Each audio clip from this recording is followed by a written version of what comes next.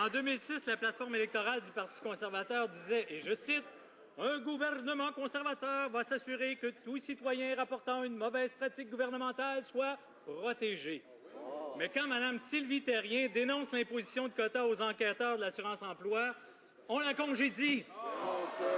Si on s'habitue à entendre les conservateurs dire une chose et faire exactement son contraire, je le demande, reste-t-il encore quelques conservateurs ayant des principes pour tenir la promesse faite à toutes les Sylvie Thérien de la fonction publique?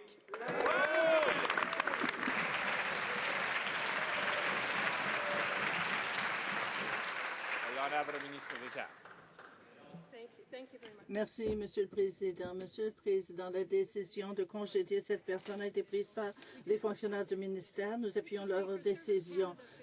Les fonctionnaires de Service Canada ont utilisé le même système pour trouver de fausses demandes d'assurance-emploi depuis 1993 afin de s'assurer que les Canadiens qui ont cotisé au régime d'assurance-emploi y auront accès lorsqu'ils en auront besoin. Ça me donne aussi l'occasion de parler de notre création d'emplois. Les taux de chômage sont à leur plus faible niveau depuis septembre 2008. Ça, c'est une bonne nouvelle pour les Canadiens. C'est quand même drôle que toutes les mauvaises décisions soient toujours le lot des fonctionnaires. Voilà. Sylvie Thérien a fait la chose à faire dénonçant les quotas de prestations de l'assurance-emploi. Comme le disaient les conservateurs à l'époque où ils n'étaient pas encore corrompus par le pouvoir, les quotas représentent une mauvaise pratique. Non seulement la plateforme des conservateurs parlait de protéger les dénonciateurs, mais elle parlait même de les récompenser. Wow. C'est là qu'on voit toute l'hypocrisie de ce gouvernement, Monsieur le Président.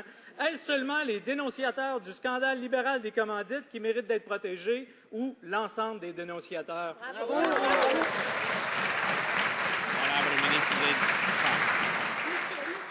Monsieur le Président, Service Canada a été clair, il n'y a pas de quota. Service Canada a été clair aussi. Ces processus existent depuis 1993. Honte sur ce député qui fait ses commentaires au sujet des fonctionnaires de Service Canada qui font leur travail pour assurer l'intégrité du régime de la